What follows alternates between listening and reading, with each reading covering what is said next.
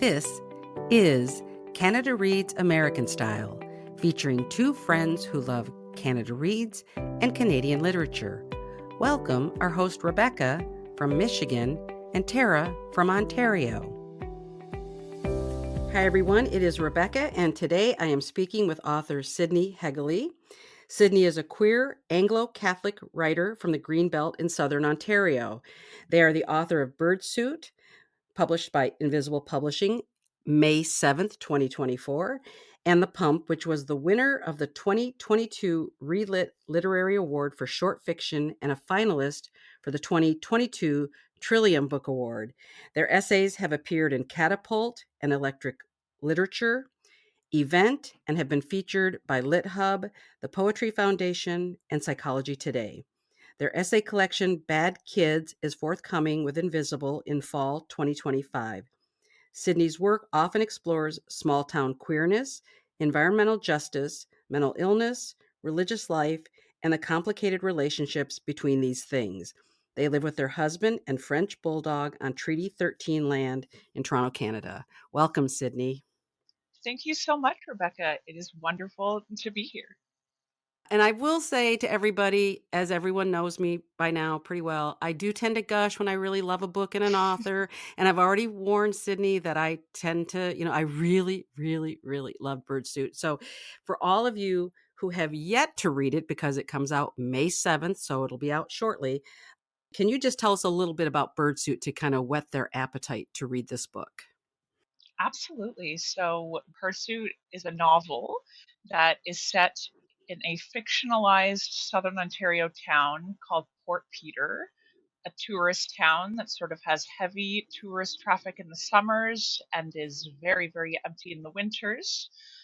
And the central premise of the novel is that in this Southern Ontario town, the local young women who grew up there, who have gotten pregnant by the tourist men who sort of come in every summer when it's hot and beautiful and the mysteriously wonderful peaches are super ripe and ready to eat. When those girls get pregnant and can't take care of their babies, they leave them on the cliffside in a laundry basket for these mysterious bird women or sirens to whatever they think will happen. It could be that they think that the birds will take care of them. It could be that they have no idea. So that's sort of the background of it. The premise of Birdsuit centers around the small Ontario tourist town with this relationship between the tourist women and the bird women and their babies.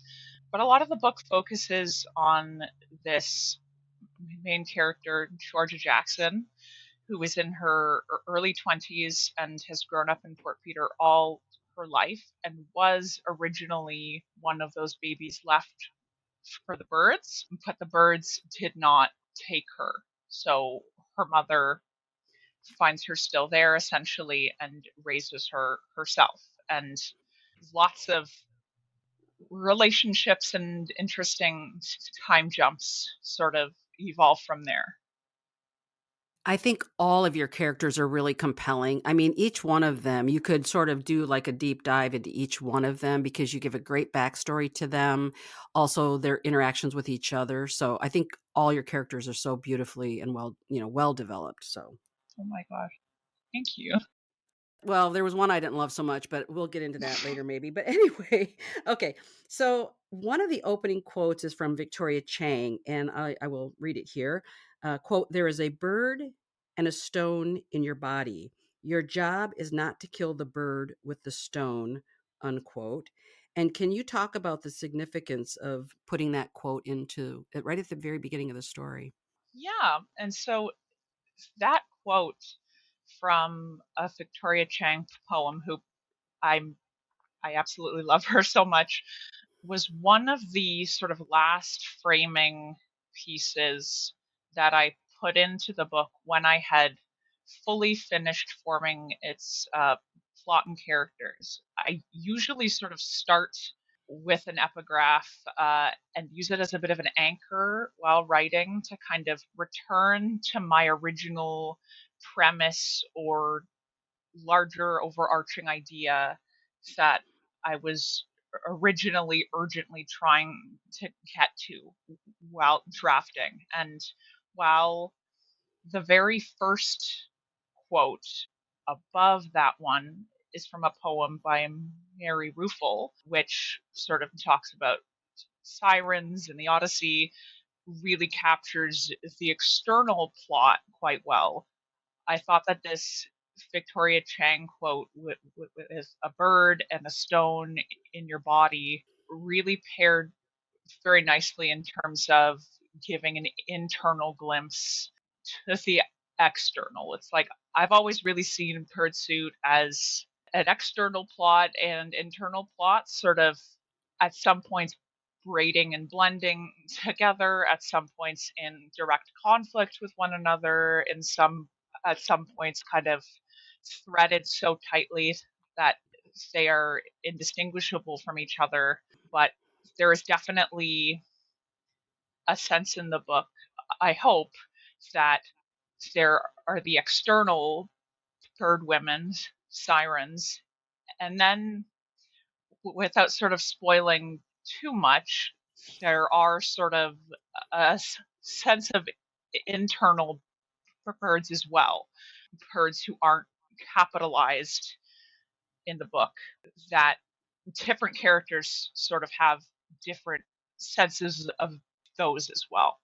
Yeah. Yeah, I'm kind of thinking about that, and I definitely see that. Oh my gosh. Okay, well, that gives me something more to consider. Thank you for that. Now, one of the things too, I looked at your website today, and it's funny because the quote that you have right there on your website is a quote that I used in my review of your book. And if you could just, I'm going to throw this in at you, but if you could just Yeah. mention, the quote is, "You are only worth what you can remember." I love that. Yes. Oh, thank you. Yeah, it's interesting.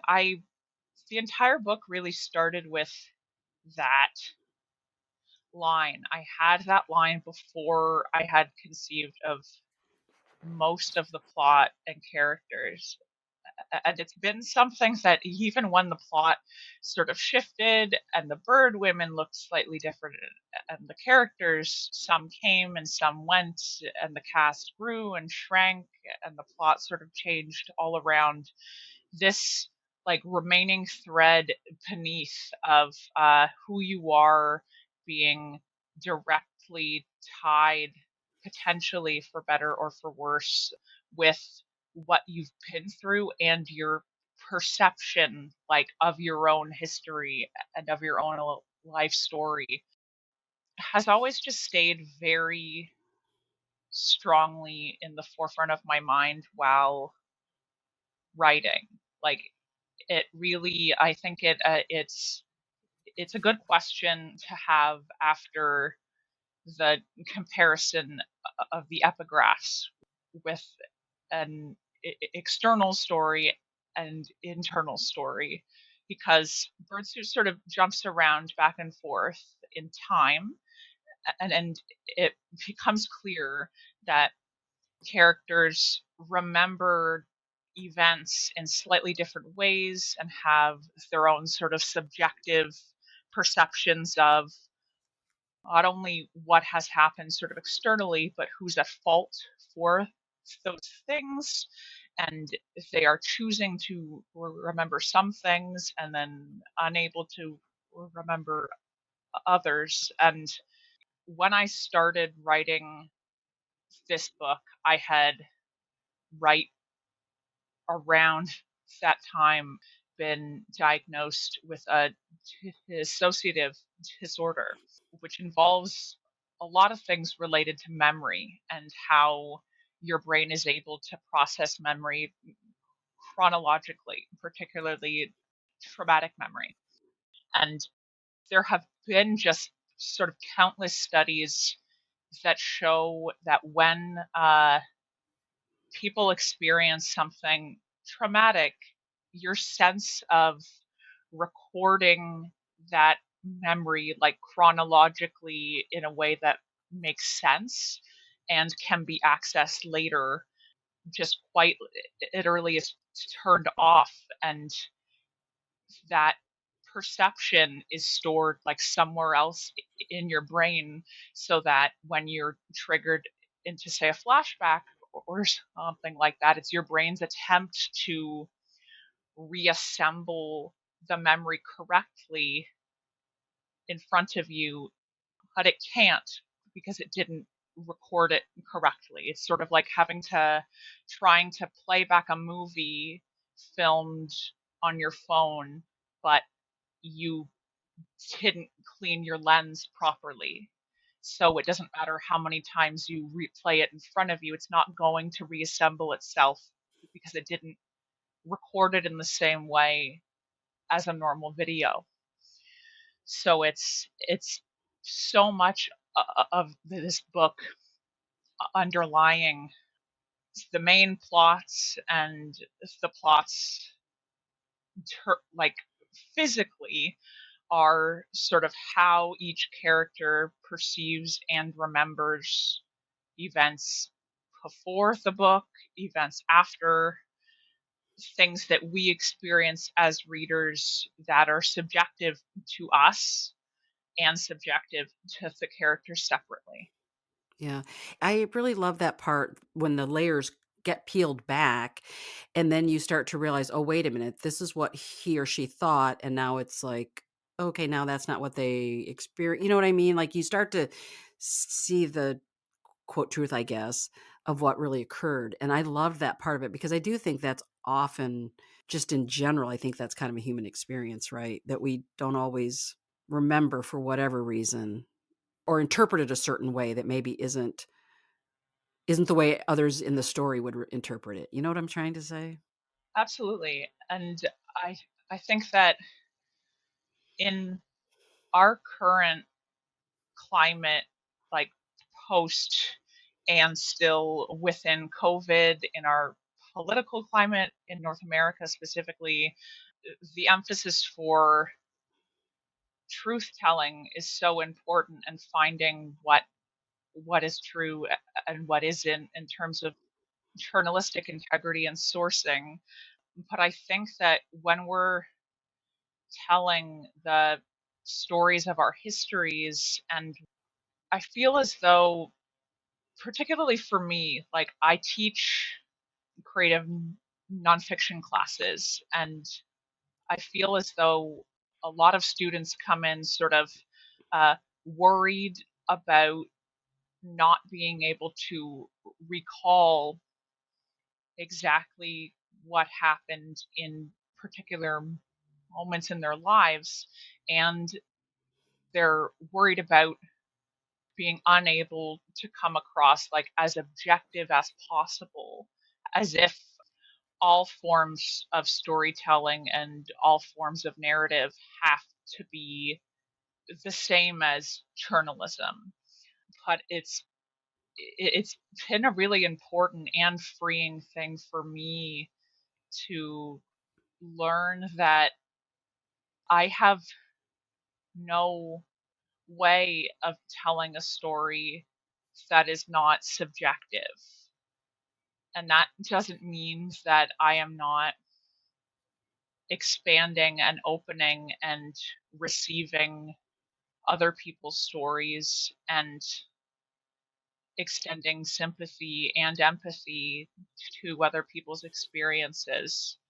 It means that to deny my lived experience and the things that contribute to my perception of events that I have been through and events I've only experienced secondhand would be to be an unreliable narrator trying to pretend that they aren't Mm. unreliable, if that makes sense. Yeah, that's really fascinating. Thank you for sharing that.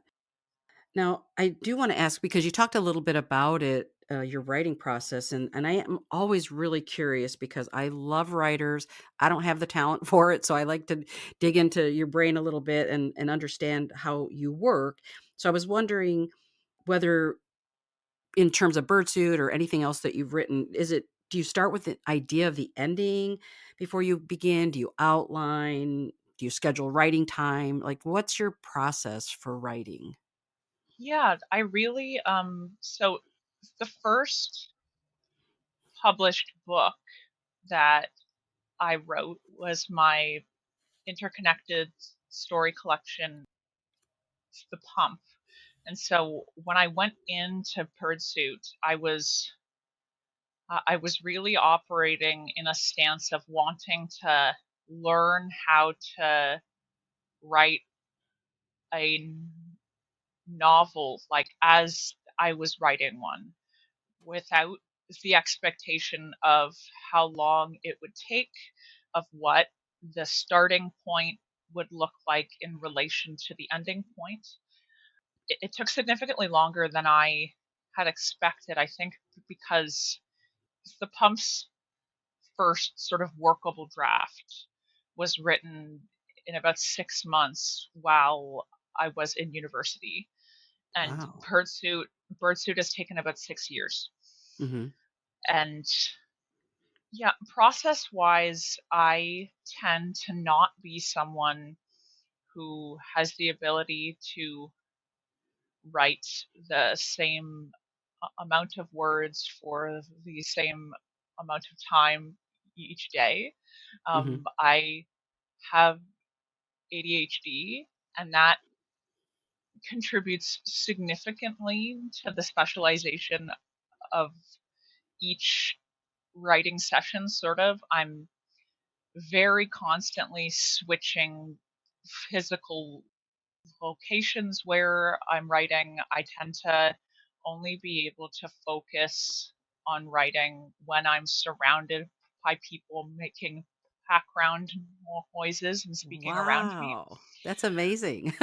I write the majority of the dialogue before I write anything else.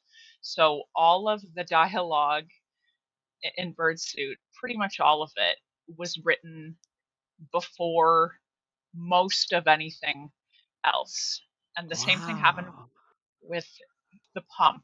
I sort of, and I will usually be in the notes app on my phone somewhere odd, like in a park or on transit or something. And the idea of the particular conversation will come, and I will just write the conversation sort of script style with brackets beneath that say things like insert description of the churchyard here, or I will when I'm trying to, like, to me dialogue,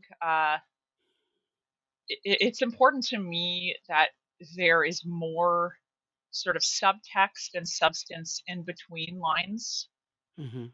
than there is sort of like obviously right on the page.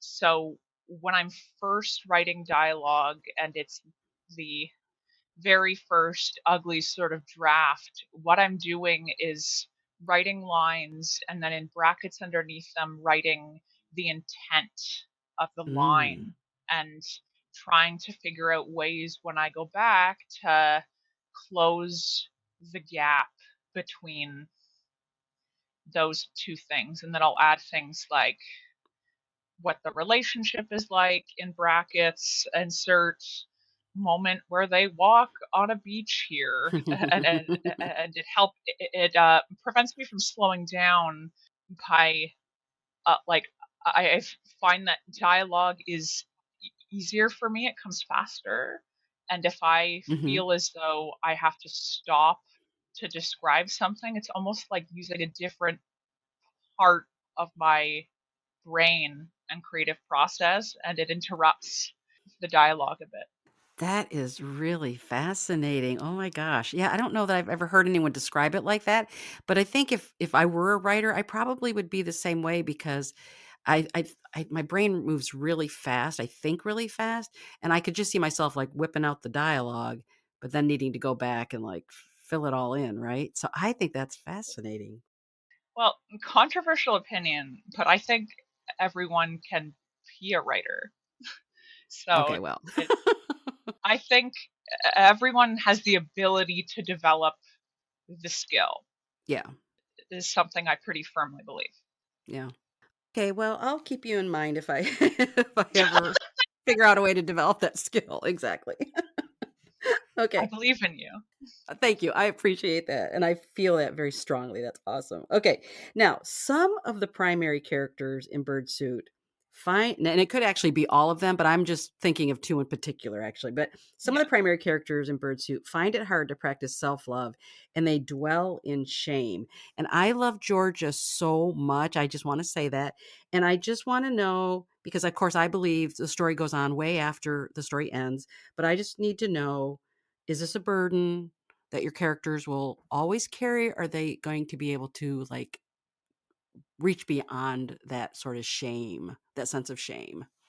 Yeah. So wonderful question. I think I probably answer the question slightly differently in different moments of enlightenment slash despair. Mhm. And when I was Georgia's age, I definitely would have said, yes, you carry it with you all the time, and it makes you a great writer. It's sort of a flame beneath you, but I have thankfully grown out of the idea that sufferance equates to the best kinds of art. And I just, as a human being, it's important for me personally to believe that even if shame definitely impacts people in different ways, and whatever events took place in a person's life that has contributed to that, like the events will never suddenly magically not have existed Mhm. because you can't go back and prevent them from happening at all. The same way that forgiveness is not about one, forgetting what someone has done to hurt you, and two, it doesn't mean that your relationship continues in any capacity beyond the moment in which it broke to town. Mhm. Alice Walker, who was an author who I love very dearly, Same here. um, wrote a short essay in her introduction to an anniversary edition of the book Barracoon, where she talks about like how do we write about traumatic things without traumatizing readers, or sort of like leaving our readers with that trauma like completely unsolved, not really like in a plot sense of every story should end happily ever after or every problem within a plot should be resolved, but there's a difference between a book that includes traumatic events and a book that places the weight and that heaviness of a traumatic event on its readers without showing them how to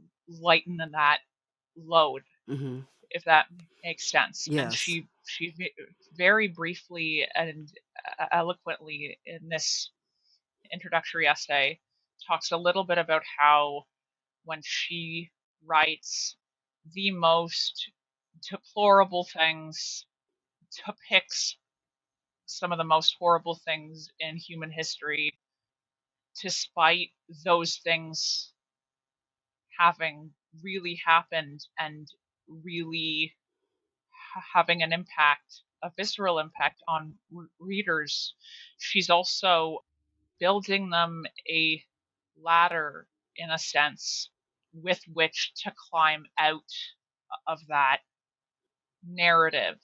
And even if like she can't individually go into the mind and heart of each reader and say, this is what you need to do to feel as though you do not have to carry the weight of the things that you just read around with you.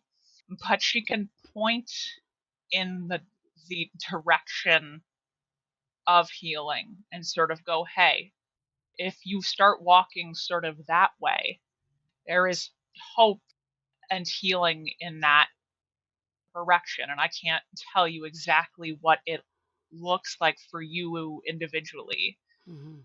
because that is between you and your creator. But there is hope there if you go that way. I'll put that in the show notes as well because I think people might be very interested in reading that after you talking about it. And this is pretty obvious question, but I'm going to ask it anyway. But how does your faith inform your writing? Yeah. So I think that particularly when it came to Birdsuit, it is always interesting and surprising context for some people to know that I I had not returned to a formal faith setting of any kind when I started the book. I grew up sort of casually Anglican in that sort of small town sense where you're able to go into places every Christmas and Easter and sense, particularly in my small town, a pretty distinct class divide where just as someone who grew up below the poverty line, there is just sort of a clear othering that takes place. Hmm. And then the odd inner and outer conflicts that become quite obvious even to a child when people play church and then, or quote unquote play church, and then go out into the world or in their private homes and hurt other people. Hmm. And that difference between what someone says their morality is and what their actions show, sort of as a child, didn't give me room to see sort of what my own faith, independent of that, would even begin to look like. So I was not religious from the age of, I think, 12 to 22. And through that, I was in school. I came out as queer, and knowing what I knew in my childhood and sort of having the only representation of Christianity specifically while I was in university being oppressive rather than loving, constricting rather than freeing. I, even in the moments of inclinations of wanting to sort of explore that, I felt it wasn't safe for me to do so, just because of who I was and the things I cared about. And I started the book right around the time I met my now husband, who was in a choir at a church and was their organist. And I originally only stepped back in church because I had agreed to watch him sing in the choir and thought, well, maybe it'll be a good, like a field exercise, sort of like an undercover agent for fiction research, see what this church thing's all about. I can really get like wonderful detail if I'm sitting in there, and I could like see what everything like smells like again, and all of these sorts of things. And when I went in, and I'm cognizant that this is not even remotely a universal experience, and that's sort of why I'm so like I'm aware of that while being super grateful that I was given this experience, is that I was brought in to a faith life and religious life after that, that expanded who I was and celebrated who I was. And that was a life that talked about aspects of tradition and history that I cared about, and immense amounts of social justice and community work, grassroots community work, feeding people, clothing people, directly helping people, racial justice, queer justice. Most of my queer friends are in church with me, and I see a lot of them through church, and which doesn't negate or take away from the fact that institutionally and systemically, the Catholic Church and the American exceptionalism, evangelical movements, and all of these things institutionally enact an incredible amount of harm. And there are individual parishes and individual people in those institutions who are quietly and diligently loving their neighbors like as Christ would, like going and being with the lowest of low and poorest of poor and directly working in community rather than, you know, making a show of things Yeah. politically. Yeah, I have a good friend who is in that type of church, and the work they're doing is amazing, and she would echo exactly what you just said. So that's beautiful. Thank you for sharing that. I'm going to make a pitch to everyone who's listening to this podcast to pick up a copy of Birdsuit when it is available. And I want you to either buddy read it with somebody or I want you to read it in a book group because I think this makes a great book club book. There's so many layers to this book. You and I've kind of talked about it a little bit offline. And so I think there are so many gems, hidden gems and not so hidden gems that you can pull out of the story. But my question for you is then if they do a book club read, what question or questions would you like your readers to explore? Yeah. So I actually thought about this particular question for a while when I originally saw it because I guiding questions do help my reading quite a bit when I'm reading other books. However, since I've written this book, I am a big proponent of trying to be very, very present in one's body and noticing where your particular subjective attention, just as a human being, is very naturally drawn unexpectedly. Like, I think that and sincerely hope that when this book goes out into the world on May 7th, that even when I am finished in the writing and making of its meaning, that the readers will then take up their part of its meaning making and they will continue to wade through it and find parts of it that very naturally and sometimes inexplicably draw their attention or lighten up an idea of theirs. And I am always surprised, without a doubt, when I have readers, even of my last book, who ask questions and have comments about lines and separate stories in very personal and subjective ways to them that I hadn't have even considered in those ways. So I would be less inclined to give readers, unfortunately, very specific questions, but I would ask readers to take a bit of a leap of faith. And in the moments in which they feel either very drawn in or a little uncomfortable, to attempt to sit with whatever that feeling is and kind of feel it in their body and trying to question why what they've read made them feel a certain way. Okay.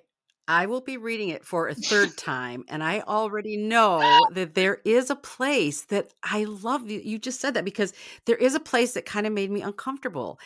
And I Yeah. don't know why, but Okay. now I'm gonna go back, read it for a third time, and I'm gonna put my challenge out to Tara that we've gotta do a buddy read for it, but I really want to sit with that more. Oh my gosh.